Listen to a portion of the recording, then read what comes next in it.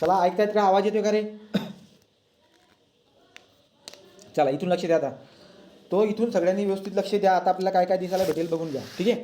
तो आता ना आपण काय बघणार आहोत आता. आपण बघणार आहोत UNEP. पहिले सांगा मला एक सांगा बरं का, की UNEP याच्या अगोदर शब्द कुठे आला होता?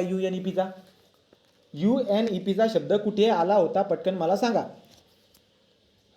UNEP शब्द कुठे आला होता रे? IUCN मध्ये.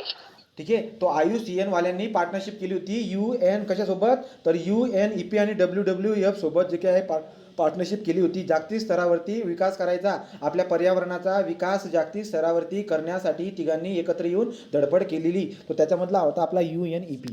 तो UNEP जो काही आहे याचा long form United Nation environmental programme. आता याच्याबद्दल स्टोरी सांगतो, ऐकून घ्या.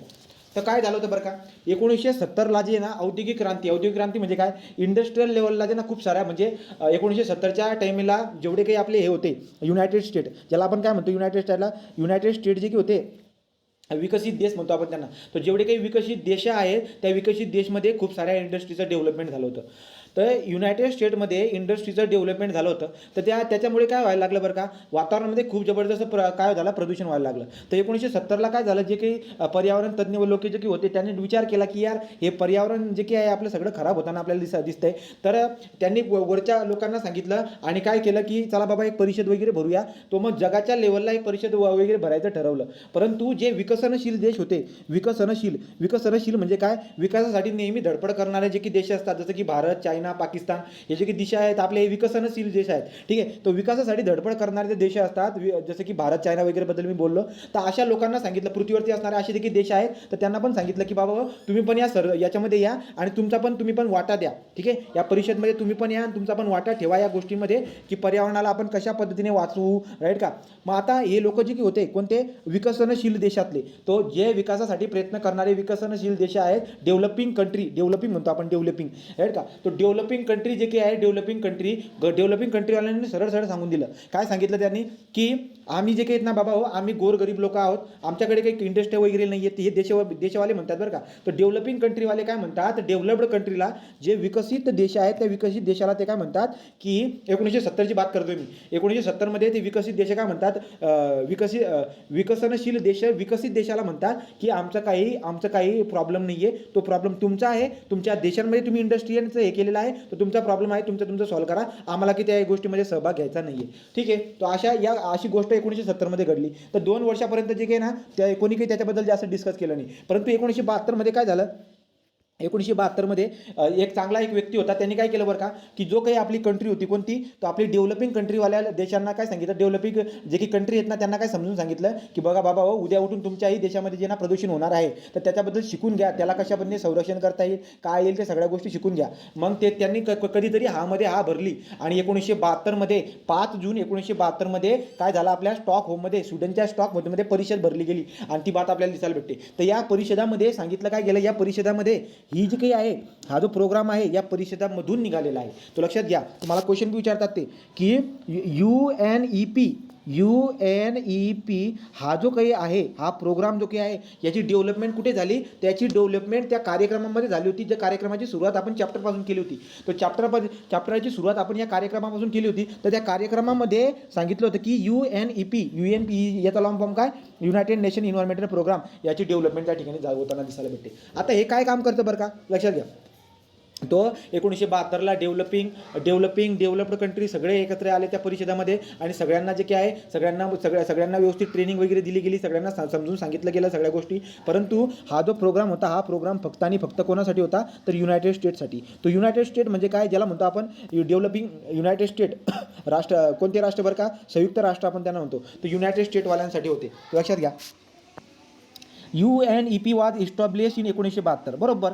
तुम्हाला सांगितलं मी 1972. त्याचं हेडक्वार्टर कुठे आहे, तर त्याचं हेडक्वार्टर जे काय आहे, त्याचं हेडक्वार्टर आहे नेरोबिया, ठीक आहे. त्याचं हेडक्वार्टर कुठे आहे, नेरोबी जे काय आहे ते नेरोबीमध्ये आहे. केनिया जो आहे ना, केनिया देशाची राजधानी आहे ती नेरोबी.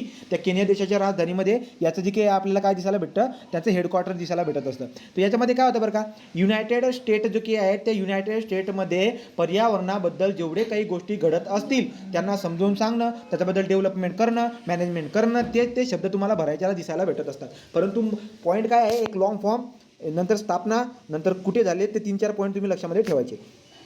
ठीक आहे. तो आता बघा जे काही UNEP आहे त्या UNEP वाल्यांचं काय आहे, इथून पॉईंट दिसायला भेटेल. It is the leading global environmental authority that set the global environment agenda. It also promote the implementation environmental dimension to sustainable development within the United Nation. लक्षात घ्या, तर युनायटेड नेशनमध्ये शाश्वत विकास करायचा, पर्यावरणाचा विकास करण्यासाठी हा प्रोग्राम चालवला जात होता. तर या प्रोग्रामामध्ये काय होत होतं, तर या प्रोग्रामामध्ये जे काही इन्व्हायरमेंटल जेवढ्या काही गोष्टी असतील त्यांच्यावरती बदलाव करणं, राईट का, प्रदूषण होत असेल तर त्याला कशा पद्धतीने दूर करता येतील याच्याबद्दल हा प्रोग्राम काम करत होता. ठीक आहे. युनायटेड स्टेटमध्ये ती बात तुम्ही लक्षामध्ये ठेवायचं. त्याचं मिशन काय होतं, तर UNEPचं मिशन एकच होतं, काय, to provide the leadership and courage the partnership in caring for the environment by informing enable the nation and people. लक्षात घ्या, राष्ट्र आणि लोकांना इन्स्पायर करून, बघा त्याचं हे ब्रीद वाक्य विचारतील तुम्हाला. UNEPचं मिशन हे बघा, ज्याला ब्रॅकेटमध्ये टाकले ना त्याच्याबद्दल विचारतील. इथून तर इथपर्यंत लक्षात राहू द्या. तर UNEPने काय, UNEPचं मिशन काय होतं की काय करायचं बाबा हो, आपण काय करायचे, राष्ट्र आणि लोकांना इन्स्पायर करायचं, त्यांना माहिती सांगायची. ठीक आहे. इन्व्हायरमेंटबद्दल त्यांना इन्स्पायर करायचं, माहिती सांगायची, संरक्षण करायला पाहिजे, त्यासाठी खूप साऱ्या गोष्टी त्यांना समजून सांगायचं. एवढी धडपड जे काही आहे UNEP करत होता, राईट का. परंतु हा प्रोग्राम जो काय आहे युनायटेड स्टेटमध्ये चालू होता. परंतु आता बघा UNP वाल्यांनी एक काम बी केलं होतं. काय काम केलं होतं बरं का, लक्षात राहू द्या. ओझनचा जो काही आपला लेअर आहे, ओझनचा जो लेअर आहे त्या ओझनच्या लेअर ढासळण्यामागे एक जो काही आहे एक पदार्थ असतो ज्याला म्हणतो आपण CFC, क्लोरोफ्लोरोकार्बन. तो क्लोरोफ्लोरोकार्बन जो काही आहे आपल्या रेफ्रिजरेटरमधून निघत असतो. मी तुम्हाला सांगितलं ना, तो रेफ्रिजरेटरमधून निघणारा जो क्लोरोफ्लोरोकार्बन आहे आपला, तो क्लोरोफ्लोरोकार्बनमुळे जो काही आहे आपला जो ओझनचा लेअर आहे तो ढासळत असतो. मग यांनी काय केलं, UNP वाल्यांनी जे आहे प्रोग्राम रन करणारे होते ते जनजागृती करत फिरायचे, लोकांना शिकवायचे की बाबा असं करा तसं करा युनायटेड स्टेटमध्ये, बरोबर की नाही. पण यांनी काय केलं आता की ज्या कंपन्या होत्या, कोणत्या कंपन्या बरं का, ज्या रेफ्रिजरेटरला तयार करत होत्या, तो रेफ्रिजरेटरला तयार करणाऱ्या ज्या कंपन्या होत्या त्यांना जाऊन बजावलं की बाबा तुमचं जे काही प्रोडक्शन आहे याला प्रमाण कमी करायचं, कारण की ज्या याच्यामधून ती काही फ्रीज आहे त्या फ्रीजरमधून जे आहे ना CFC खूप जास्त निघतोय आणि त्याच्यामुळे ओझनचा लेअर आपला काय होतोय आणि जे काही आहे आपलं पर्यावरण जो आहे आपलं पर्यावरण खराब होत आहे. तो याच्यावरती त्यांनी बंदिस्त घातली होती UNP वाल्यांनी. जेवढी बात तुम्ही लक्षामध्ये ठेवायची, एक एक्स्ट्रा नॉलेज म्हणून. ठीक आहे. अजून पॉईंट काय होता बरं का, अजून यांनी काय केलं होतं, UNP वाल्यांनी अजून एक चांगलं काम केलं होतं. ॲक्च्युली खूप सारे कामं दिसायला भेटतात. तर त्यांचं काम काय होतं बरं का, UNP वाल्यांनी अजून काम काय केलं, त्यांनी काय केलं की जे युनायटेड स्टेट असतात, ठीक आहे, युनायटेड स्टेट म्हणजे काय, ज्याला म्हणतो आपण डेव्हलप्ड कंट्री. तर युनायटेड जे स्टेट असतात, डेव्हलप्ड जे कंट्री असतात, त्या डेव्हलप्ड कंट्रीवाले काय करतात, डेव्हलप्ड कंट्रीवाले याच्यामध्ये डेव्हलपिंग कंट्रीमध्ये काही पदार्थ जे पाठवतात, तो काही पदार्थ पाठवतात. माझा सगळ्यात जास्त कचरा जो होतो ना तो विकसनशील देशाला म्हणतो आपण डेव्हलपिंग कंट्री. तर डेव्हलपिंग कंट्रीमध्ये सगळ्यात जास्त कचरा होताना आपल्याला दिसायला भेटत असतो. मग तो कचरा होतोय, मग यांनी काय केलं माहिती आहे का, यांनी काय केलं की युनायटेड स्टेट जे काही असतात, युनायटेड स्टेटवाल्यांनी सांगितलं की तुम्ही इकडे पदार्थ पाठवत आहात, ठीक आहे, परंतु तुमच्या पदार्थ पाठवण्यामुळे इकडे सगळ्यात जास्त कचरा होत आहे आणि या लोकांना तेवढी काळजी घेता येत नाही, राईट की नाही. ते की एकतर ते ऐकत पण नाही आणि त्यांना काळजी पण घेता येत नाही. तर त्यांनी काय केलं, प्रमाण कमी करायला लावलं की तुमच्या देशातून इकडच्या देशामध्ये जाणारा जेवढा काही जो काही असा कचरा जातोय तिकडे की तो कचरा एकदम खतरनाक आहे आणि त्या लोकांना विल्हेवाट कशी लावायची ते पण माहीत नाही आहे. तर त्यामुळे तुमचं प्रमाण जे कमी करा, त्या गोष्टीवरती सुद्धा धडपड यांनी केलेली होती. ठीक आहे. तो युनायटेड नेशनची आता तुम्हाला याच्यातून लक्षात काय काय ठेवायचं आहे, एक तर long form United Nation environmental programme स्थापना कधी झाली, 1972. कुठे झाली, निरोबिया. ठीक आहे, निरोबिया केनिया त्याच्यामध्ये स्थापना झालेली आहे. काम काय होतं, तो काम एकच होतं बाबा की जनजागृती करा. ठीक आहे, जनजागृती हा वाला पॉईंट, हे बघा हे वाला तो mission is what provide the leadership to encourage partnership in caring and environment inspiring. हे वाला वाक्य जसं तसं विचारून घेतील तुम्हाला. ठीक आहे, कुठे, इन युनायटेड सिस्टीम. ठीक आहे, तर अशा पद्धतीने एवढी बात तुमच्या लक्षामध्ये ठेवायची. तो कळाला का रे, हा वाला पॉईंट क्लिअर झाला का सांगा. हा पॉईंट क्लिअर झाला, युनायटेड नेशन इन्व्हायरमेंटल प्रोग्राम. ठीक आहे, 1972 निरोबी, लॉंग फॉर्म 1 2 3 आणि हे आलं. चला पुढे जाऊ आता. तर पुढे आपण जाऊया आता पुढच्या ठिकाणी. जर का आपण गेलो तर पुढच्या ठिकाणी काय आता, सेंट्रल पोल्युशन. आता हे तर आपल्याला माहिती आहे, आपल्या इन्व्हायरमेंटमध्ये पण बघितलं आपण CPCB. तो CPCB जे काही आहे आपल्या इन्व्हायरमेंटमध्ये आपण बघितलेलं आहोत. CPCB according to the CPCB की एखाद्या गोष्टीचं लिमिट याच्यावरती जायला नको असं आपण म्हणतो. मग याच्यावरून तुम्हाला कळायला पाहिजे की CPCB नेमकं काम काय करते. लक्षात घ्या रे, लक्षात घ्यायचं काय आहे बरं का, तो CPCB जी काही आहे ती स्टॅच्युटरी आहे, हा वाला पॉईंट पण सगळ्यात महत्त्वाचा आहे. Central pollution control board, central pollution control board जे काही आहे ते स्टॅच्युटरी ऑर्गनायझेशन आहे. स्टॅच्युटरी ऑर्गनायझेशन म्हणजे काय, की ही जी काही ऑर्गनायझेशन आहे, ही जी काही संस्था आहे, ही कायद्याच्या अंतर्गत, म्हणजे कायद्या, तुम्हाला माहिती आहे का, आता एखादी गोष्ट असेल, समजा आता मी आहे, मी जर का कुठे हवा करत फिरत असेल ना, याला धमकी दाखव, त्याला धमकी दाखव, तर धमकी दाखव जेव्हा मी फिरत आहे ना, तर याचा अर्थ असा आहे की माझ्याकडे काही ना काही पॉवर आहे, तर कोणाकोणाचा तरी पाठिंबा मला असावा, त्यामुळे मी इकडे तिकडे हवा करत फिरत असतो. तो लक्षात घ्या, स्टॅच्युटरी ऑर्गनायझेशनचा मिनिंग बी तसाच होतो, की काय बरं का, की ही जे काही हा जो काही बोर्ड आहे, हा बोर्ड या बोर्डला कायद्याचा काय आहे सपोर्ट, या बोर्डला कायद्याचा सपोर्ट आहे. तो कायद्याच्या मदतीने हा बोर्ड काम करत असतो. तो कोणते कायदे, दोनच कायदे लक्षात घ्या. तो मी काय सांगितलं तुम्हाला, सेंट्रल पोल्युशन कंट्रोल बोर्ड जो काही आहे एक स्टॅच्युटरी ऑर्गनायझेशन आहे. याचा अर्थ असा आहे की याला कायद्याची पॉवर, म्हणजे याला कायदा जो काही आहे ना, कायद्याच्या पॉवरच्या याच्यावरती हे बोर्ड काम करत असतं. ठीक आहे.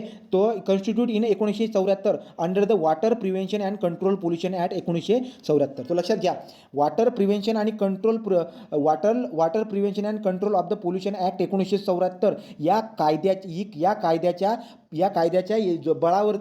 कायद्याच्या बळावरती हे बोर्ड काम करत असते. लक्षात घ्या, तुम्हाला प्रश्न 100% विचारतील बरं का. CPCB central pollution control board हे कोणत्या कायद्याच्या बळावरती काम करत असते, तर CPCB एक स्टॅच्युटरी ऑर्गनायझेशन आहे, म्हणजे ती एका कायद्याच्या बळावरती काम करते. कोणता कायदा, तो आहे आपला water prevention and control pollution act 1974. या कायद्याच्या बळावरती ती संस्था काय करत असते, बोर्ड काम करत असते. ठीक आहे.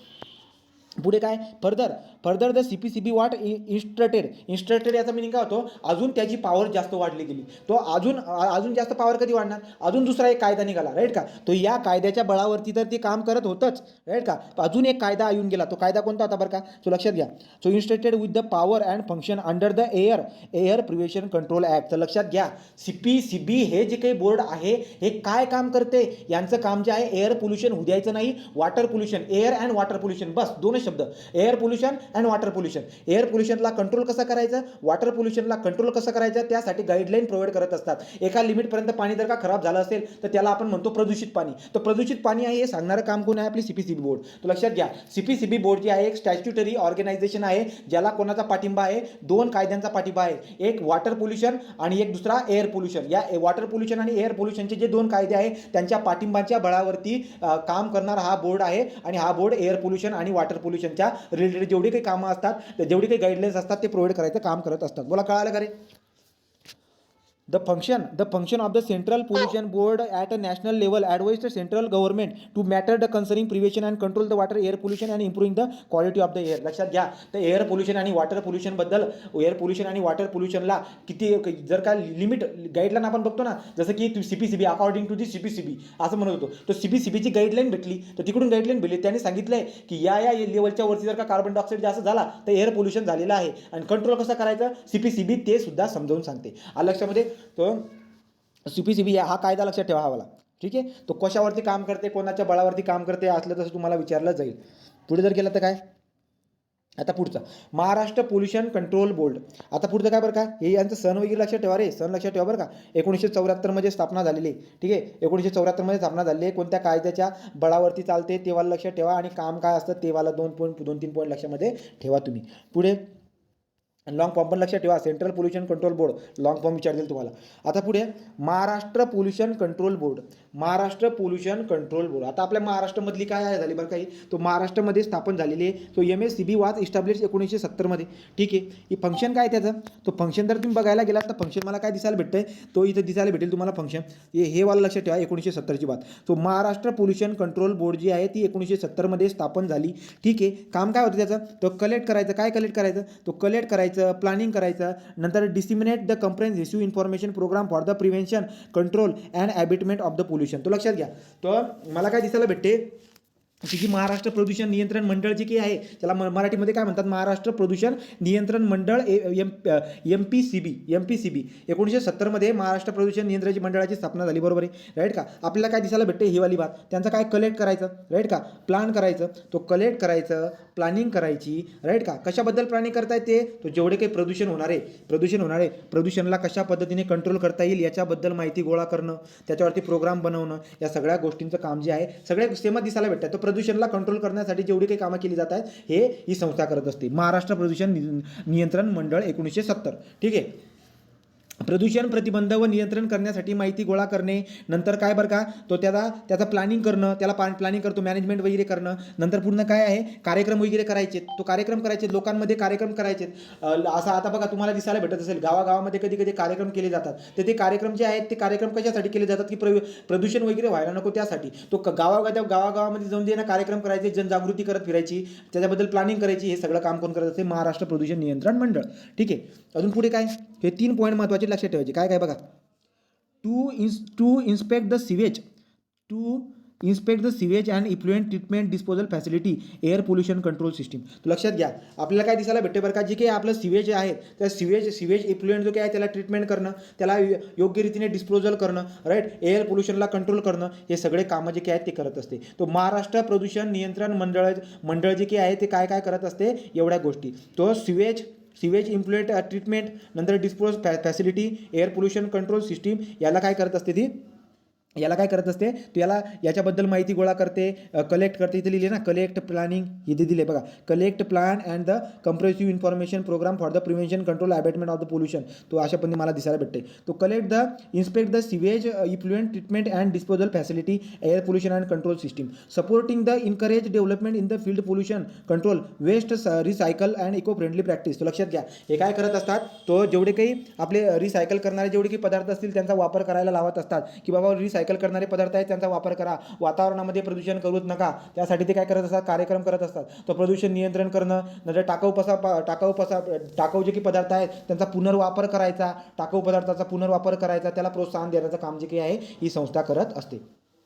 नंतर काय बरं का, तो शेवटचा पॉईंट काय, creation the public awareness about the clean and healthy environment, right का. तर लोकांमध्ये जे काही आहे, लोकांमध्ये काय काम करतात, जनजागृती निर्माण करायचं. तो लोकांमध्ये जनजागृती निर्माण करायचं काम करत असतात, ठीक आहे. पर्यावरणामध्ये जे काही प्रदूषण वगैरे होत असते त्या प्रदूषणाला रोखण्यासाठी प्लॅनिंग करतात, त्याची माहिती वगैरे गोळा करत असतात की कशामुळे हे घडत आहे, कशामुळे हे घडत नाही आहे, त्याच्याबद्दल प्लॅनिंग वगैरे करतात, सगळी माहिती गोळा करतात आणि त्याच्यावर शांततेत बसून काय करत असतात, व्यवस्थापन करत असतात. हा झाला आपला महाराष्ट्र बोर्ड. आणि ठीक आहे. आणि खूप जास्त जर का प्रदूषण होत असेल तर जनजागृती करायची, गावागावामध्ये जाऊन जे काही नाटकांच्या माध्यमातून काही कृती असेल, भाषणाचे माध्यम असतील, नाटकांच्या माध्यमातून काय करायचं, जनजागृती निर्माण करायचं काम जे काही आहे आपलं महाराष्ट्र बोर्ड जे काही आहे ते करत असणार, ठीक आहे. तो महाराष्ट्र पोल्युशन कंट्रोल बोर्डबद्दल पण आपण बघून झालं आहे. 1970 लक्षात ठेवा, 1970 एक लॉंग फॉर्म 1970. आणि काम काही नाही, तुम्हाला काम लगेच आठवून देईल काम काय करत असते. वाचनामध्ये ठेवा गोष्टी ज्यासाठी लक्षात राहतील. पुढे जाऊया. पुढे जर बघायला गेला सगळ्यात महत्त्वाची बॉम्बे नॅचरल हिस्ट्री सोसायटी, सगळ्यात मोठी, पहिली आणि सगळ्यात मोठी इन्व्हायरमेंटलच्या रिलेटेड, ठीक आहे, इन्व्हायरमेंटलच्या रिलेटेड सगळ्यात मोठी आणि पहिली जी काही नॉन गव्हर्नमेंट संस्था आहे, नॉन गव्हर्नमेंट संस्था इन्व्हायरमेंटच्या प्रोटेक्शन किंवा त्या सगळ्या गोष्टींसाठी पहिली नॉन गव्हर्नमेंट सगळ्यात मोठी संस्था जी काही आहे ती कोणती असते, Bombay natural history society, BNHS. So BNHS याच्यावरती क्वेश्चन किती जबरदस्त होता. तो क्वेश्चन काय बघितला माहिती आहे, तो क्वेश्चन असा होता की BNHS जो काही आहे त्याच्या ठिकाणी असलेला हा जो काही पक्षी आहे या पक्षाचं नाव काय आहे. क्वेश्चन एकदम डेंजर होता, मला माहीत नाही कोणती परीक्षा होती, पण त्याच्याबद्दल जे काही आहे हा क्वेश्चन विचारला होता. तर हा जो काही पक्षी होता या पक्षीचं नाव तुम्ही लक्षात ठेवा. हा पक्षी जो असतो आपला, हा कोण असतो, हॉर्बिल जो काही आहे तो ग्रेट इंडियन हॉर्बिल जो आहे, ग्रेट इंडियन हॉर्बिल हा पक्षीचं नाव आहे. ती तुम्ही सर्च करा गुगलवरती, तुम्हाला ते चित्र भेटून जाईल. तो हॉर्बिल HORBIL हॉर्बिल जो काही आहे हे चित्र मला दिसायला भेटते. तर बॉम्बे नॅचरल हिस्ट्री सोसायटी सगळ्यात भारतामधली पहिली नॉन गव्हर्नमेंट संस्था, ठीक आहे. आणि सगळ्यात पहिली आणि सगळ्यात मोठी नॉन गव्हर्नमेंट संस्था आपल्याला दिसायला भेटत असते, ठीक आहे. तो pioneer organisation started the conservation in India.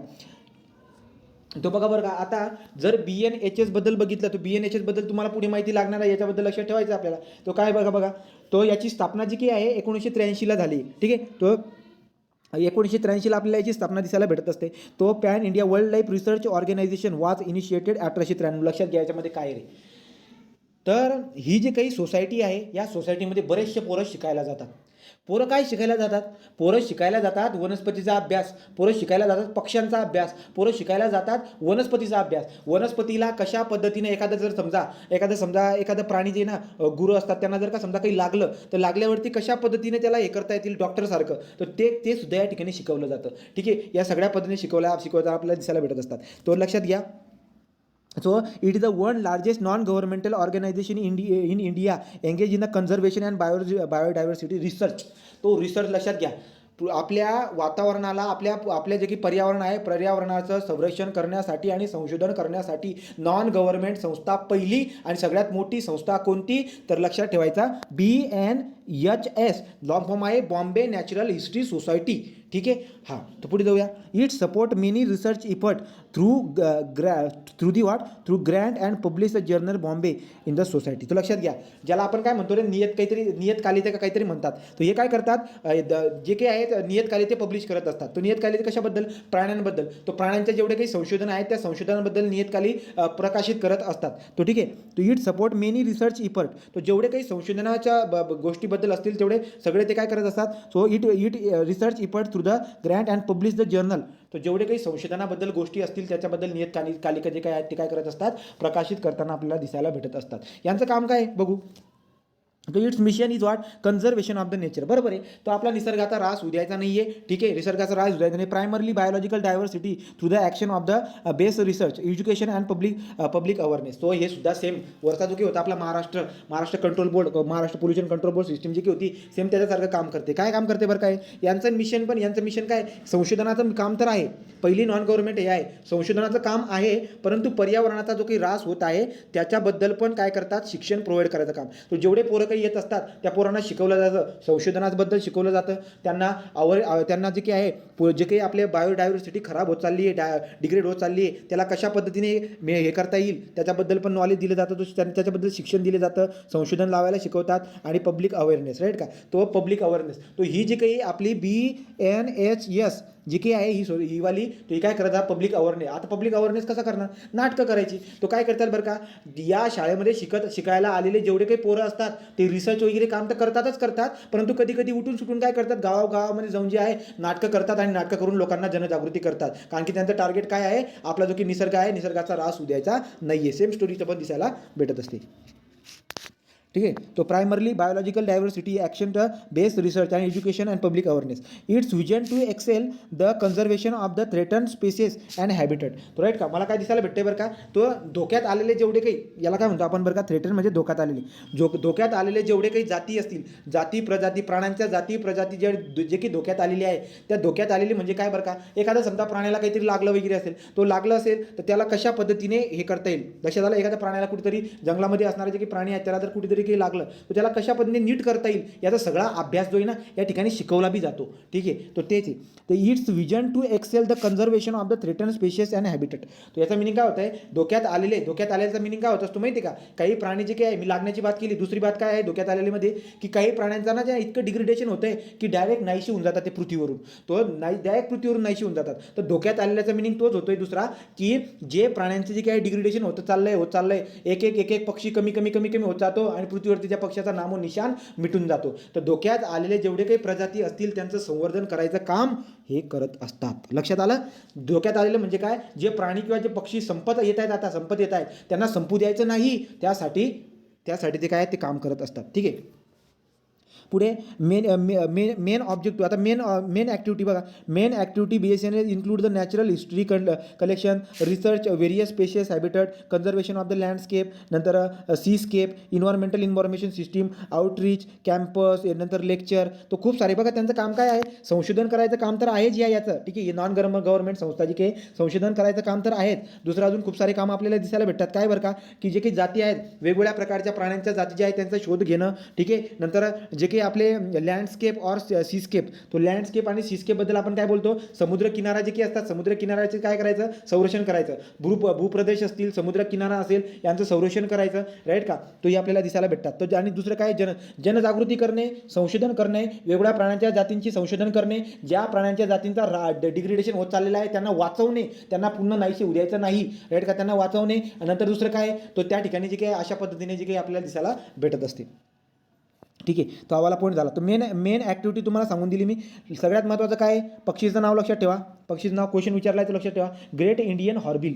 तो ग्रेट इंडियन हॉर्नबिल जो काही तो पक्षी दिसायला भेटतोय, तो पक्षी त्या लोगो जो काही आहे त्या दिसायला भेटतो मला कशाचा, BNHSचा. तो BNHS जी काही आहे कधी 1883, तो BNHS 1883 मध्ये आपल्याला दिसायला भेटत असते.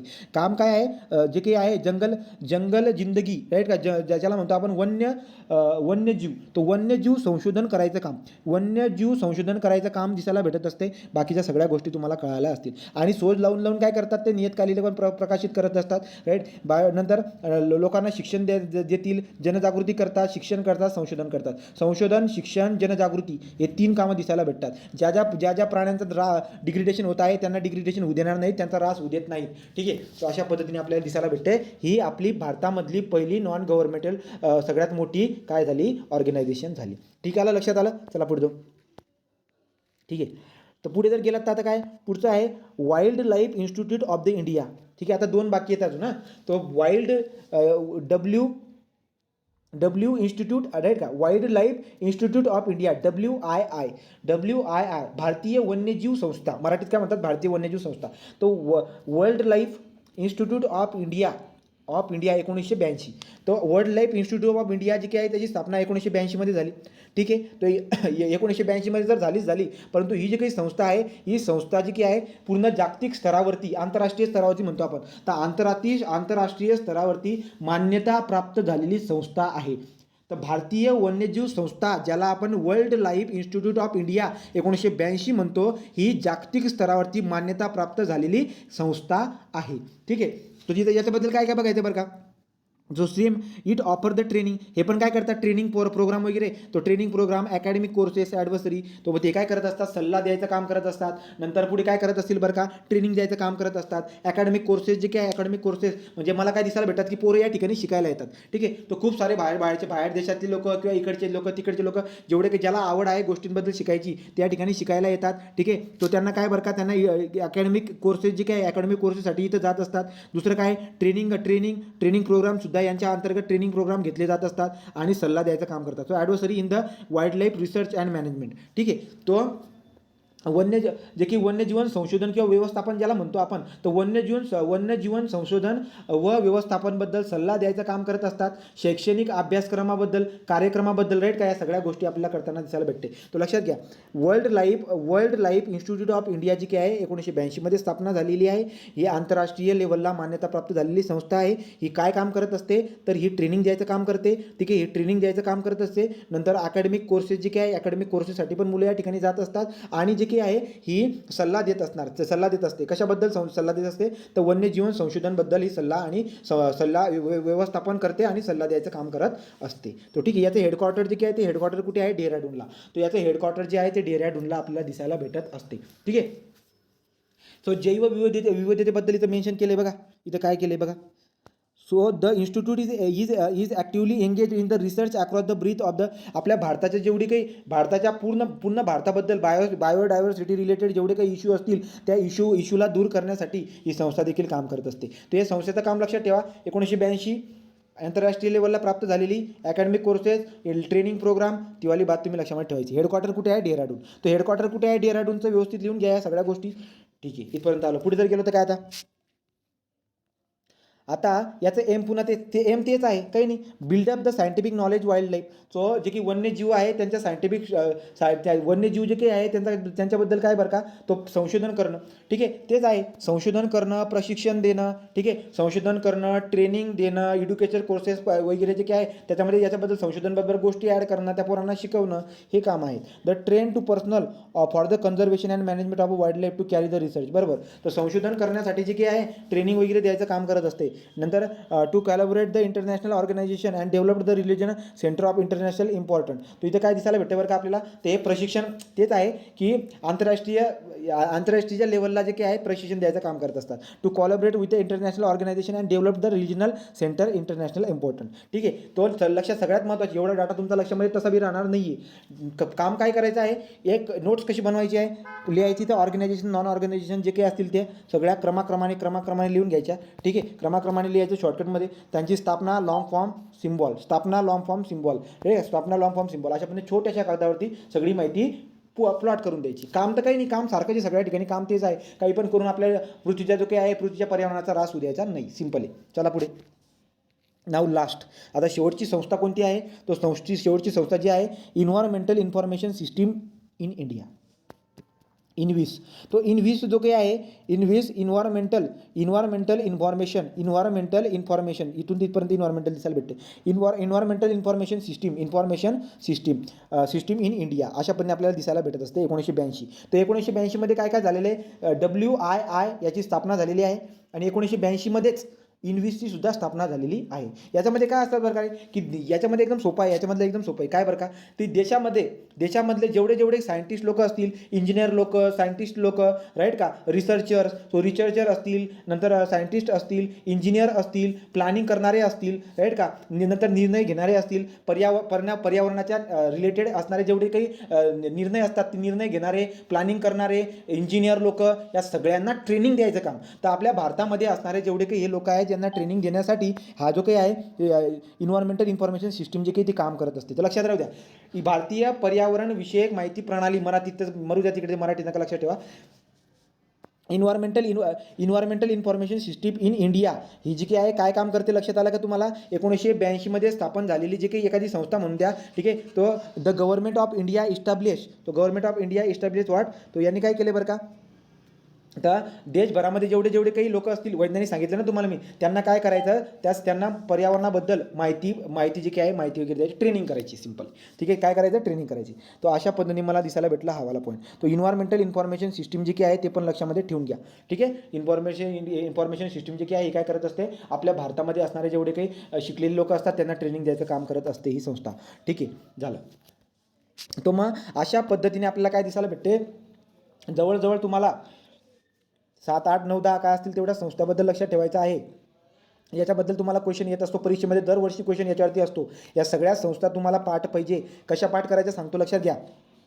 या संस्थेबद्दल काय करायचं आहे, ठीक आहे, काय करायचं, शांततेत बसून पहिले अशा पद्धतीने ऑर्गनायझेशन लिहून घ्यायचे, किती असतात त्याचे असे फाटे फाडायचे. ठीक आहे, आताच्या आता करून घ्यायचं ते, प्रत्येकाबद्दल 2-2 ओळी, प्रत्येकाबद्दल 2-2 ओळी, प्रत्येकाबद्दल 2-2 ओळी, प्रत्येकाबद्दल 2-2 ओळी. सिम्बॉल काय आहे अशा पद्धतीने छोटीशी नोट तुम्ही उद्या आणणार वाटल्यास तुम्ही असं बनवून मी आणतो आणि याच्यामध्ये चिटकून देतो, तशी रिव्हिजन करणार. एवढं खोलमध्ये वाचायची काही जरूरत नाही आहे. ठीक आहे, तो ठीक आहे. हे झालं गडे आपलं. आता हे झालं कशाबद्दल, हे झालं दिस इज अबाउट द ऑर्गनायझेशन. तर ऑर्गनायझेशन जेवढ्या काही संस्था होत्या त्याच्याबद्दल मी समजून तुम्हाला सांगण्याचा प्रयत्न केलेला आहे. आता ती माहिती तशीच आहे जी तुम्हाला पाठ करावी लागते, तरी पण आपण त्याला ट्राय केलं की बाबा काही जास्त बडबड करून जे आहे गोष्टी लक्षात ठेवण्याचा आपण प्रयत्न करत होतो. ठीक आहे.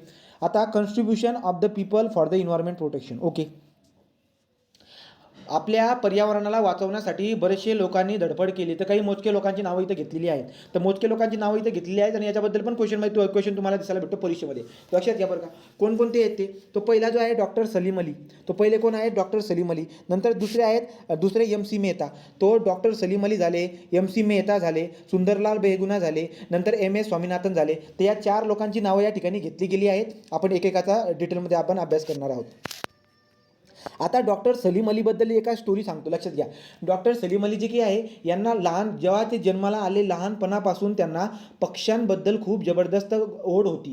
तो पक्षी जे काही पक्षी दिसतात त्यांच्या मागं पळायचं, राईट का, पक्षीकडे एकदम निरखून बघत राहायचं की यार हे असं का उडत असेल, ते तसं का खूप सारी मोकार प्रश्न त्यांना काय पडत असायची. तर त्यांनी काय झालं बरं का, एकदा त्यांचं असेल वय काहीतरी 10-15 वर्षाचे असतील ते, तेव्हा त्यांचं काय झालं बरं का, ते बंदूक असते ना, छोटीशी बंदूक, खेळता दगड का बंदूक करता काय झालं, एक पक्षी त्यांच्याकडून मरून गेला.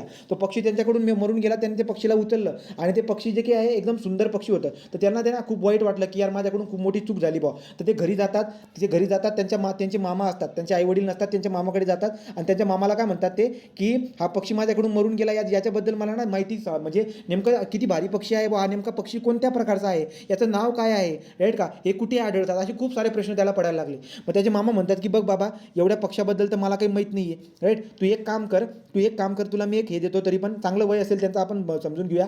तर ते काय म्हणतात की माझा ओळखीचा एक व्यक्ती आहे, ठीक आहे, तो माझा ओळखीचा एक व्यक्ती आहे, त्याचं नाव मिलार्ड होते. कोणतं? मिलार्ड. तो लक्षात घ्या, मिलार्ड. तो मिलार्ड जो काही आहे, मिलार्ड कुठला, हा मिलार्ड कोण आहे तर लक्षात घ्या, तुम्हाला मी अगोदर सांगितलं होतं, BNHS बद्दल सांगितलं तुम्हाला मी, BNHS, ठीक आहे.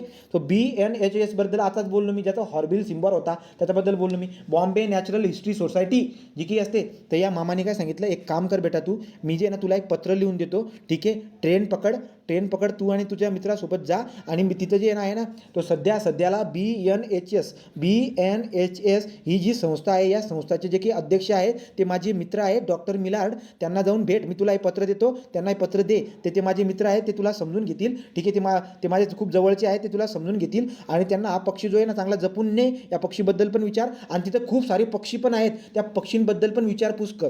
मग हा काय करतो, याला खूप जास्त आवड होती. तो डॉक्टर सलीम जे काही आहे, ते डॉक्टर सलीम अली काय करतात, ट्रेन पकडतात, बॉम्बेला जातात. तो ट्रेन पकडतात आणि आपल्याला काय दिसायला भेटते, ट्रेन पकडतात, जातात त्या ठिकाणी, आणि BNHSच्या ठिकाणी जाऊन हे जे काही अध्यक्ष होते मिलार्ड, त्यांना भेटतात, त्यांना तो पक्षी दाखवतात, आणि ते जे काही आहे त्याच्या पक्षीबद्दल माहिती देतात, खूप सारी माहिती देतात की हा पक्षी जो काही आहे इथं आढळतो, अशा पद्धतीचा असतो, एवढ्या त्याचा लाईफ पॅन असतो, खूप सारी माहिती त्याला दिसायला भेटते. आणि डॉक्टर सलीम अली जे काही आहेत ते काय करतात, तो जो काही हे होता, ती जी काही संस्था होती, त्या संस्थेमध्ये खूप सारं फिरतात, राईट. तिथं जे ना खूप सारे पुस्तकं पण असतात, ते पुस्तकं पण वाचतात, आणि त्यांची आवड जी काही आहे, त्यांची आवड या डिरेक्शनमध्ये लोकेट व्हायला लागून जाते. तर ते जे पक्षीबद्दल त्यांना खूप नवीन शोध लावायला त्यांना असं ना इच्छा व्हायला लागून जाते की यार पक्षीबद्दल जाणायला पाहिजे, त्यांचं निरीक्षण करायला पाहिजे. तर त्यांनी खूप सारी पुस्तकं जी काही आहेत तिथे जाऊन वाचली, खूप दिवस तिथे थांबले, तिथे जाऊन त्यांनी खूप सारे पुस्तकं वाचली. तो आपल्याला दिसायला भेटतं. आता त्याच्याबद्दल आपण डिटेलमध्ये माहिती घेऊयात. तो लक्षात घ्या, तो डॉक्टर सलीम अली कोण होते, तर डॉक्टर सलीम अली एक इंडियन ऑर्निथोलॉजिस्ट होते. ऑर्निथोलॉजिस्टचा मिनिंग काय होत असतो, पक्षीशास्त्रज्ञ, त्याला काय म्हणतो आपण, पक्षीशास्त्रज्ञ. तो डॉक्टर सलीम अली जे काही आहे ते पक्षी संशोधन म्हणू शकतो आपण. पक्षीबद्दल शोध लावणारे जे काही असतात ना, पक्षीबद्दल शोध लावणारे जे असतात त्यांना काय म्हणतात, त्यांना ऑर्निथोलॉजी म्हणतात. तो ऑर्निथोलॉजिस्ट होते, तो इंडियन ऑर्निथोलॉजिस्ट होते. डॉक्टर सलीमच्या अगोदर असा कोणताच माणूस नव्हता भारतामध्ये ज्याला पक्षीबद्दल एवढी चांगली, म्हणजे चांगल्या प्रकारची माहिती असेल. लोक जे काही असतात बघून घेतात की पक्षी अशा पद्धतीचा पक्षी आहे, इथून इकडे येत असतो, परंतु यांनी काय केलं, सायंटिफिक स्टडी केला. तो पक्ष्यांचा सायंटिफिक स्टडी करणारा पहिला पर्यावरण तज्ज्ञ कोण, असा प्रश्न येईल तुम्हाला. तो लक्षात घ्यायचं, doctor Salim Ali was the Indian ornithologist and naturalist, ठीक आहे. तो आपल्याला दिसायला भेटतो. यांना जे काही आहे, यांना बर्डमॅन म्हणून सुद्धा, भारताचा बर्डमॅन, तो बर्डमॅन ऑफ द इंडिया म्हणून त्यांना घोषित, भारताचे पक्षीप्रेमी म्हणून ओळखला जाणारा डॉक्टर सलीम अली, असं उत्तर तुम्ही तिथं शोधायचं, ठीक आहे. तो लक्षात घ्या. पुढे काय बरं का, आता यांनी काय केलं, तर इथं जर बघायला गेला तर पहिले होते, he was a first person introduce the systematic ornithology. तर पक्ष्यांबद्दल सिस्टमॅटिक अभ्यास करणारे पहिले व्यक्ती, ज्याला भारताचे काय म्हणतात, भारताचे पक्षीप्रेमी म्हणतात, ज्याला बर्डमॅन ऑफ द इंडिया म्हणतात, तो पहिला व्यक्ती कोण होता, तर डॉक्टर सलीम होता. सिस्टमॅटिक अभ्यास करणारा, एकदम पद्धतशीर अभ्यास करणार, राईट का. नंतर त्या टाईमपर्यंत कोणालाच पक्षीबद्दल माहीत नव्हतं. तर nobody aware distribution of the bird in India, कोणते पक्षी कुठे जातात, कोणते पक्षी किती टाईम साठी एखाद्या ठिकाणी राहतात. नंतर अशा सगळ्या पक्ष्यांबद्दल ती माहिती जी आहे यांना चांगल्या पद्धतीने ती माहीत होती, ठीक आहे. पुढे काय झालं बरं का, तर केवलदर नॅशनल पार्क, तर यांनी जे ना, यांनी खूप सारी यांच्या नेहमीच्या प्रयत्नामुळे एक अभयारण्य स्थापन झालं. तर लक्षात घ्या, याच्याबद्दल पण क्वेश्चन विचारतील तुम्हाला. कोणतं अभयारण्य ते, तर ते अभयारण्य जे काय केवलदेव, तो केवलदेव नावाचं नॅशनल पार्क, ज्याला आपण काय म्हणू शकतो, केवलदेव नावाचं जे की राष्ट्रीय उद्यान म्हणतो आपण त्याला. तो केवलदेव नावाचं राष्ट्रीय उद्यान जे काही आहे त्याला भरतपूर अभयारण्य पण म्हणतात. तो केवलदेव नॅशनल पार्क, केवलदेव राष्ट्रीय उद्यान, भरतपूर काय म्हणतो आपण, भरतपूर अभयारण्य. हे जे काही आहे यांच्या कशानुसार तो establish after the doctor Salim continuously intervention. तो याचा मिनिंग असा होत आहे, की डॉक्टर सलीमच्या सततच्या प्रयत्नामुळे हे अभयारण्य जे काही आहे हे अभयारण्याची निर्मिती झाली. तर लक्षात घ्या, तुम्हाला प्रश्न विचारतील ते केवलदेव राष्ट्रीय उद्यानाचं कोणी हे केलं. तर लक्षात घ्या, केवलदेव राष्ट्रीय उद्यान जे आहे हे डॉक्टर सलीम अलींच्या प्रयत्नामुळे तयार झालेले आहे. प्रश्न लक्षात ठेवा, केवलदेव राष्ट्रीय उद्यान भरतपूर अभयारण्य, केवलदेव राष्ट्रीय उद्यानालाच भरतपूर अभयारण्य म्हणतात. हे डॉक्टर सलीमच्या सतत प्रयत्नामुळे तयार झालेले अभयारण्य आहे. ठीक आहे, चला पुढे जाऊ. पुढचा पॉईंट काय बरं का आता, तो काय झालं होतं बरं का आता पुढे, तर केरळ त्या केरळामध्ये जे ना एक हे होते, काय म्हणतो आपण त्याला आपण जे ना सायलेंट व्हॅली. तो केरळामध्ये जे ना एक सायलेंट व्हॅली नॅशनल पार्क होता. केरळमध्ये सायलेंट व्हॅली पार्क होता. त्या पार्कच्या ठिकाणी काय करायचं होतं, त्याचे की लोक होती गव्हर्नमेंटची. तर गव्हर्नमेंटच्या लोकांना गव्हर्नमेंटला काय करायचं होतं, हायड्रो इलेक्ट्रिक पॉवर प्लांट बांधायचा होता. परंतु यांना त्याची जाणीव होती, काय बरं का, यांना जाणीव काय होती, हे त्या म्हणजे शासनाला काय म्हणले की जर का समजा तुम्ही या पार्कमध्ये कोणतं पार्क, सायलेंट व्हॅली हे राष्ट्रीय उद्यान जे काही आहे, या राष्ट्रीय उद्यानाच्या ठिकाणी जर का समजा तुम्ही हायड्रो इलेक्ट्रिक पॉवर प्लांट जर का तुम्ही समजा बांधला, तर या ठिकाणी पक्ष्यांची तर नुकसान होईल, वनस्पती, झाडं झुडपं सगळ्यांचा सत्यानाश होणार आहे. तर त्यामुळे तुम्ही इथं ते बांधू नका, राईट का. तर त्यासाठी धडपड केली होती. तर डॉक्टर सलीम अलींनी ते हायड्रोइलेक्ट्रिकल पॉवर प्लांट तिथं बांधूच दिला नाही. तर केरळामध्ये असणारा सायलेंट व्हॅली जो काही आहे हे राष्ट्रीय उद्यान आहे. केरळमध्ये असणारा सायलेंट व्हॅली जे काही आहे नॅशनल एक उद्यान आहे. त्याच्याजवळ एक हायड्रोइलेक्ट्रिकल पॉवर बांधायचा बेत होता कोणाचा, सरकारचा. परंतु ते बांधू दिलं नाही. कोणी बांधू दिलं नाही, डॉक्टर अलींनी. कारण की पर्यावरणाचा किती नुकसान होईल हे त्यांना चांगल्या पद्धतीने माहीत होतं. आणि त्यांच्या अशा याच्यामुळे ही रिसर्च हॅबिटेट व्हिव्हिअर बर्ड, त्यांनी कशावरती सगळ्यात जास्त शोध लावले ते हे व्हिव्हिअर बर्डचा मिनिंग काय होतं बरं का, काहीतरी होतो, तो काहीतरी कोणता तरी पक्षी होतो, त्याचं नाव आहे पण तुम्ही इंग्रजीमध्ये लक्षात ठेवा. ठीक आहे, तो जो काहीतरी विणकर म्हणतात आय थिंक, राईट. तो विणकर पक्षी जो असतो, त्या विणकर पक्षी ही research on the habitat on the weaver bird, विणकर पक्षी नावाचा जो की ना त्याच्यावरती खूप जास्त त्यांनी शोध लावला होता. आणि त्याच्याबद्दल त्यांना काय दिलं गेलं, तो त्याच्याबद्दल त्यांना पुरस्कार दिला गेला. तर राईट, तो त्यांना सुवर्ण पदक दिलं गेलं. ॲक्च्युली त्यांना खूप सारे पुरस्कार भेटले होते याच्याबद्दल.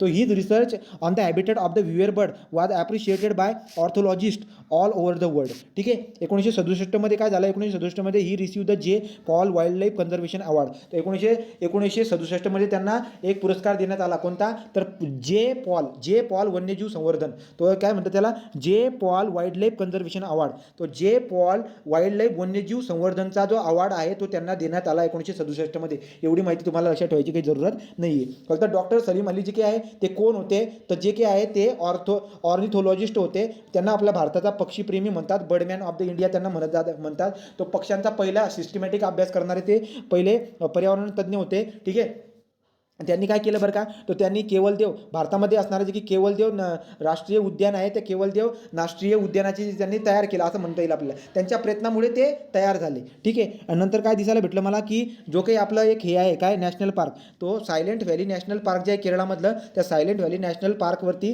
काय बांधलं जाणार होतं, हायड्रोइलेक्ट्रिक पॉवर प्लांट. तो बांधू दिला नाही. त्यांच्या जे काही आहे या सततच्या शोधामुळे त्यांना पुरस्कार सुद्धा देण्यामध्ये आले. तर डॉक्टर सलीमबद्दल माहिती लक्षात राहू द्या. कळालं काय, कळालं रे, कळालं का, आहेत की नाही काय माहित.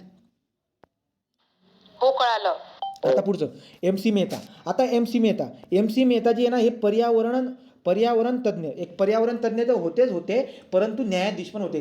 जोडणी शब्द काय होईल माहिती आहे का, पर्यावरण न्यायाधीश. पर्यावरणाच्या रिलेटेड म्हणजे पर्यावरणावर रिलेटेड जेवढ्या काही गोष्टी असतील ना त्याच्याबद्दल काय करतात ते कोर्टामध्ये ते काय करतील, कोर्टामध्ये जातील आणि विषय मांडतील. तो लक्षात घ्या. एम सी मेहता जे आहे ते आपल्या इंडियामधले फेमस इन्व्हायरमेंटल लॉयर. तो इन्व्हायरमेंटल लॉयर होते. तो पर्यावरण काय म्हणता येईल त्याला, पर्यावरणीय न्यायाधीश. तो भारतामधले प्रसिद्ध पर्यावरण न्यायाधीश जे की होते ते कोण होते, आपले एम सी मेहता. तर ते 1984 पासून लक्षात घ्या, 1984 पासून हे इन्व्हायरमेंटल लॉयर होते आणि यांनी खूप सारी कामं केली. काय कामं केली माहिती यांनी, तर लक्षात घ्या. आपला जो ताजमहाल होता, ज्याला आपण भारताचं 7वं आश्चर्य म्हणतो, ते ताजमहाल जे काही आहे ते मार्बलपासून, व्हाईट मार्बल जे असतात ना, व्हाईट मार्बलपासून बनवलं गेलं होतं.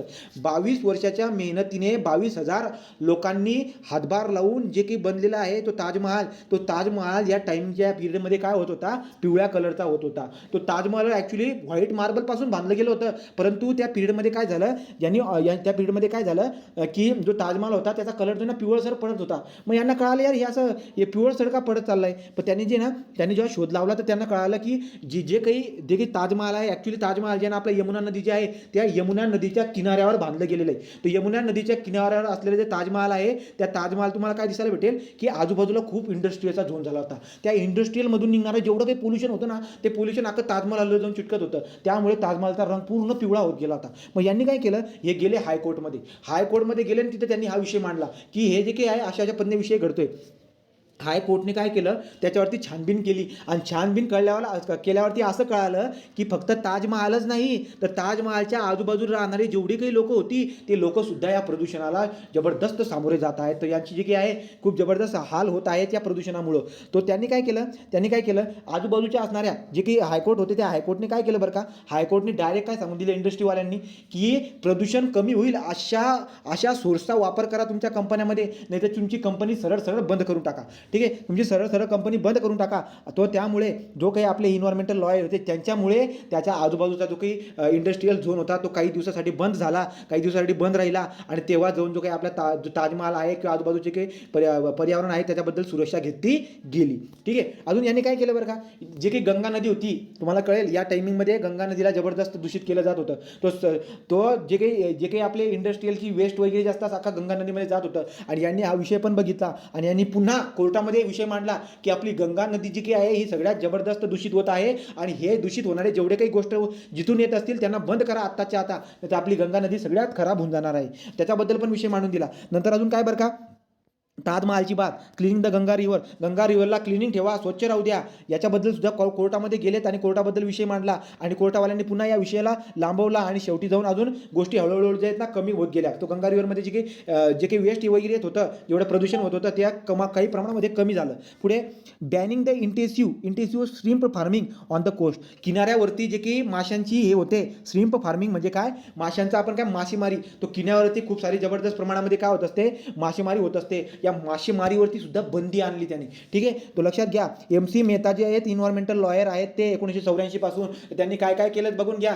कोर्टामध्ये किती केसेस नेल्या, 40 किती 40 तो 40 केसेस नेल्यात ताजमहालची, नंतर गंगा नदीची, नंतर किनाऱ्याच्या लगत असणाऱ्या मासेमारींची, असे खूप 40 केसेस हायकोर्टापर्यंत जाऊन पर्यावरणाचं संरक्षण करण्याचा प्रयत्न केला आहे कोणी, MC मेहतांनी. तर त्यामुळे त्यांना पर्यावरण तज्ज्ञ सुद्धा ओळखला जातं. ठीक आहे, अजून काय झालं बरं का, तो किनाऱ्यावरती होणारी मासेमारी रोखली. नंतर गव्हर्नमेंटला काय सांगितलं की आपले जे शिक्षण असते ना तो शाळेच्या लेवलला पर्यावरणाचं पुस्तक द्या, शाळेच्या लेवलला पर्यावरण शिक्षण म्हणून विषय ठेवा आणि त्या विषयामध्ये माहिती द्या पोरांना की बाबा हो प्रदूषण नावाचा पण प्रकार असतो, जरा विषय हे करा. तर त्यामुळे लक्षात घ्या यांनी काय केलं, government to implement the environmental education in the school and colleges variety of the conservation issue. तर लक्षात घ्या आपल्या पृथ्वीला जे काही पृथ्वी जे काही प्रदूषित होत आहे त्या प्रदूषणाला कशा पद्धतीने टाळता येईल, संरक्षण कशा पद्धतीने करता येईल याच्यासाठी मुलांना नॉलेज यावं म्हणून त्यांनी काय केलं, त्यांनी अकॅडमिकच्या ठिकाणी जे नाही पुस्तकं आणली. ठीक आहे, तो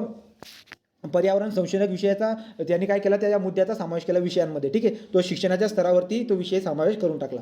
तो लक्षात घ्या. त्यांनी जवळजवळ किती 40 केसेस हायकोर्टामध्ये नेलेल्या आहेत, लक्षात घ्या तुम्ही. ठीक आहे, तो खूप सारे आहेत तसे तुम्हाला दिसायला भेटेल. तुम्ही टाका MC मेहताबद्दल खूप सारी माहिती तुम्हाला भेटून जाईल. तर पुढे ठीक आहे, तो 40 केसेस वगैरे त्याने हे केला. तर कळाला तुम्हाला MC मेहता कोण होता, तो MC मेहता जो काही आहे इन्व्हायरमेंटल लॉयर होता. 1984 पासून काय काम केलं त्याच्याबद्दल तुम्हाला कळालं असणार. डॉक्टर सलीमबद्दल झालं, डॉक्टर MC मेहताबद्दल पण तुम्हाला मी माहिती दिली. आता पुढे जातो आपण. तो पुढचं जे काही आहे, आता पुढचं जे असतं आपलं पुढचं जे असतात तिसरा ॲक्च्युली त्याचा फोटो माझ्याकडून काढला गेला नाही. तो तिसरा जो काही असतो इथं दिलं आहे का मी, राहून गेली ती माहिती माझ्याकडून. तर तिसरा जो काही आपला पर्यावरण तज्ज्ञ आहे तो आहे सुंदरलाल बेहगुना. तो सुंदरलाल बेहगुना जे काही आहेत त्यांच्याबद्दल आपण बघणार आहोत.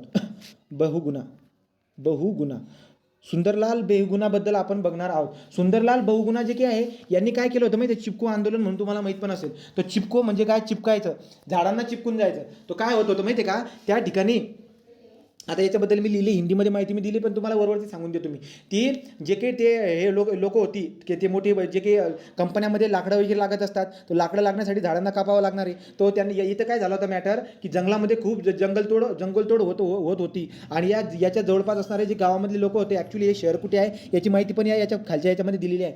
तर त्यांना ती कळाली. तर काय झालं माहिती आहे का, लहान लहान बाळं, स्त्रिया, लहान बाळं, काही लोक सगळे मिळून जे काही आहेत त्या जंगलाच्या कडे वळलीत. आणि जेव्हा जे लोक झाडं कापायला जात होती त्यांनी काय केलं टाकलं माहिती का, झाडांना डायरेक्ट चिपकून गेले. चिपको आंदोलन का म्हणतात, कारण की ते झाडांना चिपकत होते. प्रत्येक जण जे आहे झाडांना चिपकत होते, झाडाला कापू देत नव्हते, राईट का. तो पर्यावरणाचं संरक्षण करण्यासाठी या लोकांनी खूप, त्या स्त्रियांनी, त्या लहान बाळांनी, त्या लोकांनी खूप धडपड केलेली आहे. त्यामुळे हे जे काही आहे चिपको आंदोलन आपण आज पण ओळखत असतो. तो आपल्याला लहानपणी पण चिपको आंदोलनाची स्टोरी सांगत होते, नंतर बिष्णोईची स्टोरी, चिपको आंदोलनाची स्टोरी, असे खूप सारे आपल्याला दिसायला भेटत असतात.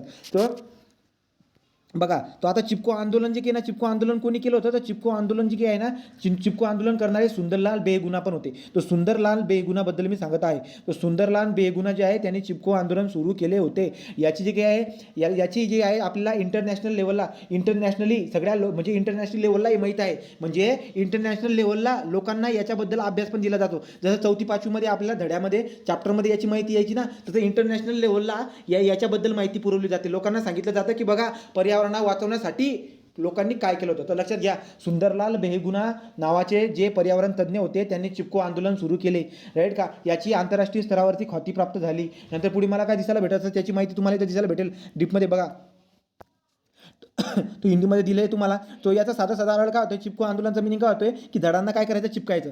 झाडांना चिपकायचं आणि झाडांची काय करायची, रक्षा करायची. झाडांना चिपकून झाडांची रक्षा करायची, त्याला आपण चिपको आंदोलन म्हणत असतो. या चिपको आंदोलन करणारे 3 जण होते. तो 3 जणांची नावामध्ये इथं सुंदरलाल बेगुना घेतलेलं आहे. ॲक्च्युली 3 जण होती ती, पण सुंदरलाल बेगुनाला एक हे केलेलं आहे. 3 जण कोणते आहे तुम्हाला दिसायला पण भेटेल. पुढे काय की आता हे जे काही भारतमधलं उत्तराखंड राज्य आहे, भारतमधलं उत्तराखंड राज्याच्या पूर्वमध्ये हा भाग आहे. तो भारतच्या उत्तराखंड राज्यामधला पूर्वच्या ठिकाणी हे एक जंगलचा भाग आहे. तर या ठिकाणी काय झालं बरं का, ती शेतकरी लोक जे होते, त्या शेतकरी लोकांना झाडांना कापू दिलं नाही, त्यांना विरोध केला. झाडांना चिपकायचे, डायरेक्ट झाडांना चिपकायचे. ठीक आहे. तो कधीची बात आहे, 1973ची. उत्तराखंड आणि जिल्हा कोणता आहे, चमोली. तो जिल्हा जो काय आहे, चमोली जिल्हा, उत्तराखंडातील पूर्वेस असणारा चमोली जिल्ह्यामध्ये 1973मध्ये ही घटना घडलेली आहे. याच्यात काय झालं बरं का, तो 1973मध्ये झालेली आहे. तुम्हाला सांगितलं म्हणजे शेतकरी, स्त्रिया, सगळ्यात जास्त स्त्रियांचा समावेश होता या ठिकाणी. लहान बाळांनी स्त्रियांचा समावेश सगळ्यात जास्त होता याच्या ठिकाणी. ठीक आहे.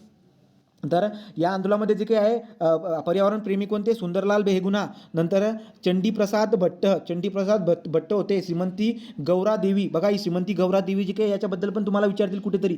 तो श्रीमंती गौरा देवी जी आहे ना, सगळ्या स्त्रियांना जमा करणारी होती. श्रीमंती गौरा देवीने डायरेक्ट सगळ्या बायांना सांगितलं, चिटका सगळ्यांनी जी ऑर्डर केली होती. ॲक्च्युली श्रीमंती गौरा देवीचं पण नाव लक्षात ठेवावं लागतं. ठीक आहे. तो मी तुम्हाला सुंदरलाल बेगुनाबद्दल सांगितलं आहे. सुंदरलाल बेगुना, नंतर दुसरं काय बरं का, चंडीप्रसाद भट्ट आणि श्रीमंती गौरा देवी, हे तिघांनी मिळून काय केलंय बरं का, तो आपलं जे की चिपको आंदोलन आहे, चिपको आंदोलन सुरुवात केलेली आहे.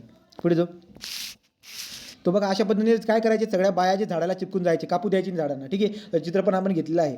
हे बघा, तो काय व्हायची, तिथं माहिती दिली. तर त्या गावामध्ये काय होतं, जे ठेकेदार लोक होते, ते ठेकेदार लोक जे आहे जंगलतोड करायचे. तो त्यासाठी त्यांनी आंदोलन केलं होतं ते. तो बघा, आता इथे मेन्शन काय केलंय पुढे बघा. तो याच्यामध्ये जर बघायला गेलात, हां, तो काय आहे, या चिपको आंदोलनमध्ये सगळ्यात महत्त्वाची बात काय होती, स्त्रिया. हा पण प्रश्न विचार, चिपको आंदोलनमध्ये सगळ्यात जास्त सहभाग कोणाचा होता, स्त्रियांचा. त्याच्यानंतर दुसरा नंबर लहान बाळांचा. लहान बाळंसुद्धा याच्यामध्ये भाग घेत होती या आंदोलनामध्ये. ठीक आहे. पुढे चिपको आंदोलन कोणी केली तुम्हाला मी सांगितली. तो चिपको आंदोलन कोणी करतात, ही प्रसिद्ध पर्यावरणप्रेमी सांगितलं. हे तिघांचं नाव पण लक्षामध्ये राहू द्या. नंतर गौरादेवी, तो गौरादेवीबद्दल पण लक्षात राहू द्या. श्रीमंती गौरादेवी जी आहे त्यांनी जे काही आहे ते या आंदोलन हे केलेलं आहे. द राईट लाईव्हहुड अवॉर्ड, तो या आंदोलन केल्यामुळे अवॉर्ड दिला गेला होता. बघा इथं दिलंय. तो इस आंदोलन के सम्यक जीविका पुरस्कार सम्मानित भी किया गया है. तो तुम्हाला काय दिसायला भेटते, की या आंदोलनामुळे पुरस्कार दिला गेला आहे, अवॉर्ड दिला गेला आहे. त्या अवॉर्डचं नाव काय आहे, द राईट काय लाईव्हलीहूड समथिंग, लाईव्हलीहूड म्हणून एक अवॉर्ड आहे, तो दिला गेला आहे याच्याबद्दल. ठीक आहे. आता जो काही चिपकू आंदोलन झाला होता 1973ला, ती 1973ची ती कहाणी जी काही आहे, 1973ची गोष्ट ती जगभरामध्ये पसरली आणि इंदिरा गांधींनी काय केलं, इंदिरा गांधी त्यावेळेस 1980च्या दरम्यान जे ना पंतप्रधान होते आणि यांनी काय केलं, हिमाचल प्रदेश जे आहे, हिमाचल प्रदेशमध्ये जवळजवळ डायरेक्ट बघा, हिमाचल प्रदेशमध्ये 15 वर्षासाठी डायरेक्ट प्रतिबंध, 15 वर्षापर्यंत हिमाचल प्रदेशमध्ये एक पण झाड कापली जाणार नाही असं इंदिरा गांधींनी सांगून दिलं डायरेक्ट. तो चिपको आंदोलन जे काही झालं होतं त्याच्या रिझल्टवरून यांनी इंदिरा गांधींनी काय सांगून दिलं होतं 1980 मध्ये की हिमाचल प्रदेशमध्ये एक सुद्धा झाड कापला जायला नको, राईट. डायरेक्ट 15 वर्षासाठी बंदिस्त घातलं होतं. ठीक आहे. इसमें हिमाचल क्षेत्रों के वन क्षेत्रों काटने पर 15 सालों की प्रतिबंध लगा दिया था. ठीक आहे. आता पुढे अजून काय बरं का, तो आता जो काही चिपको आंदोलन आहे, तो चिपको आंदोलन फक्त इथं उत्तराखंडमध्येच नाही झाला, तो मध्य दक्षिण सगळ्या ठिकाणी पूर्ण याच्यामध्ये पसरायला लागला. तो तिथले जेवढे काही शेतकरी लोक होते, ते शेतकरी लोक काय करतात, पुढाकार घेतात, झाडांना काय करतात, चिपकतात आणि झाडं तोडू देत नाही. तर जे ठेकेदार लोक जंगल तोड करत फिरतात, त्यांना जंगल वगैरे तोडू देत नाही. याच्या कहाण्या खूप आहे, यांच्यावरती पिक्चरसुद्धा खूप निघालेले आहेत. तो बघा, राईट. आता आणि त्यांनी जे काही ना, ते जेव्हा आता ॲक्च्युली हे परिषद असं काही विचारणार नाही आहे, पण तरी पण लक्षामध्ये राहू द्या, जेव्हा ते चिपकत होते तेव्हा त्यांचं एक हे वाक्य होतं एकदम परफेक्ट, क्या हे जंगल उपकार मिट्टी पाणी और बयार जिंदा रहने का आधार. हे जे काही ना कंटिन्युअसली ते बोलतच राहायचे, रिपिटेशन होते, कंटिन्युअसली हे बोलत राहायचे. त्याच्याबद्दल सुंदरलाल बेगुनाबद्दल मी तुम्हाला डिटेलमध्ये सांगून दिलेलं आहे. अजून लक्षामध्ये ठेवायची काय बात बरं का, लक्षात घ्या. आता ॲक्च्युली तेहरी डॅम तुम्हाला शिकवले मी कशामध्ये, याच्यामध्ये इरिगेशनमध्ये. तेहरी डॅम जो काही आहे, तेहरी डॅम, हा तेहरी डॅम उत्तराखंडमध्ये ज्या ठिकाणी चिपको आंदोलन होत होतं ना, ती तेव्हाचीच घटना आहे. तेव्हा काय होत होतं माहिती आहे का, जी आपली भागीरथी नदी, राईट का, भागीरथी नदीवरती हा डॅम बांधला जाणार होता. परंतु मॅटर असा होत होता की भागीरथी नदीवरती जो हा डॅम बांधला जात होता, या डॅम बांधण्यासाठी इतकी जबरदस्त जंगलतोड होणार होती, भयानक. ठीक आहे. तो भयानक जंगलतोड होणार होती. ठीक आहे. आणि नंतर इथले जे काही लोक होती, ती इथली लोक, राईट का, तो भागीरथी नदीवरती डॅम बांधला जाणार होता, तेहरी डॅम. तो तेहरी डॅमलाची बांधकाम होऊ दिलं नाही. कोणी होऊ दिलं नाही, सुंदरलाल बेहगुना. तर सुंदरलाल बेहगुनांनी जे काही भागीरथी नदीवरती डॅम बांधला जाणार होता, तो डॅम त्या ठिकाणी बांधू दिला नाही. ॲक्च्युली डॅम पण अशा ठिकाणी बांधला जात होता भागीरथी नदीवरती, ज्या ठिकाणी लोक राहत होती, त्या ठिकाणी जंगल पण खूप जास्त होती. तो जंगल पण तुटली जाणार होती आणि लोकांना पण तिथून उठवावं लागत होतं. तर त्यामुळे यांनी त्या ठिकाणी पण आंदोलन केलं. तो लक्षात राहू द्या. सुंदरलाल बेहगुनांनी काय केलं, तेहरी डॅम जे काही आहे, तेहरी धरण, त्या तेहरी धरणाचं काम थांबवून घेतलं, राईट का. तेवढी बात तुम्ही लक्षामध्ये ठेवायचं. तो तेहरी डॅम सुद्धा बांधू दिला नाही, त्याचं काम थांबवून टाकलं होतं. कोणी, सुंदरलाल बेहगुनांनी. का थांबवलं होतं, कारण की लोकांना तिथून स्थलांतर करावं लागणार होतं आणि झाडं पण खूप जास्त कापली जाणार होती त्यासाठी. ठीक आहे. आता शेवटचा एक हे आहे, तो शेवटच्या व्यक्तीबद्दल लक्षात राहू द्या. तो त्याच्याबद्दल तर परीक्षेमध्ये तुम्हाला विचारतातच नक्की. तो चौथा कोण बरं का, doctor M S Swaminathan. Doctor M S Swaminathan, ज्याला आपण काय म्हणतो बरं का, तो डॉक्टर एम एस स्वामीनाथन जे ना, त्याला आपण काय म्हणतो, father of green revolution of India. तो father of green revolution of India, ज्याला हरित क्रांतीचे जनक म्हणतात. हरित क्रांतीचे जनक, याच्यावरती क्वेश्चन तर असतोच हमका, तुम्हाला माहिती आहे. तर डॉक्टर एम एस स्वामीनाथन जे आहेत, ते हरित क्रांतीचे जनक आहेत. हरित क्रांतीचे जनक म्हणून ओळखले जातात. ॲक्च्युली काय असतं बरं का, तर डॉक्टर स्वामीनाथन यांनी कृषी विज्ञान ॲग्रिकल्चर फील्डमध्ये खूप जास्त नॉलेज जमा केलं. तो ॲग्रिकल्चर फील्डमध्ये खूप जास्त नॉलेज जमा केलं आणि शेतीबद्दल शेतीबद्दल शोध म्हणजे काय बरं का, की यार एखादी नापीक जर जमीन असेल ना, त्या ठिकाणी पण पीक कशा पद्धतीने उगवता येईल, लक्षामध्ये, नापीक जमिनीमध्ये कशा पद्धतीने पीक उगवता येईल, राईट. नंतर एखादं पीक जे खराब होते, कीटकनाशके वगैरे लागतात, त्याला कशा पद्धतीने, नंतर पिकांचं उत्पादन चांगल्या पद्धतीने कसं करता येईल. त्यामुळे हरित क्रांतीचे जनक, तो ग्रीन रिव्हॉल्युशन काय म्हणतो आपण त्यांना, तो father of green revolution of India, right का. ठीक आहे. तो शेतीबद्दल जेवढे काही शोध लावायचे, नवीन चांगल्या पद्धतीने उत्पादन व्हायला पाहिजे, नापीक जागावरती चांगली शेती करता यायला पाहिजे, शेतकऱ्यांना चांगला भाव मिळायला पाहिजे, यासाठी जे काही कामं केलेली आहेत, ते कोणी काम केले आहेत, एम एस स्वामीनाथन. तो एम एस स्वामीनाथनबद्दल पण लक्षात ठेवा, हरित क्रांतीचे जनक म्हणून ते ओळखले जात असतात. तो अशा पद्धतीने आपण